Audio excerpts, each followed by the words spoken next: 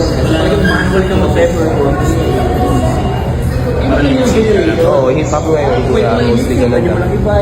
Hindi mixing, kakatayo pa rin, pero Parang club type ng performance na ako. big guy.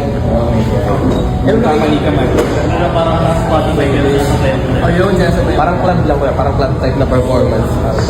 Pero nakita ko ginagawa nila ng 50 cent nila GP. Ako yung mga Baka mo na pera, ayos lang. Pero in the middle of ratrata, in the middle of paggawa ng pera, dapat meron kang kabayo na reliable.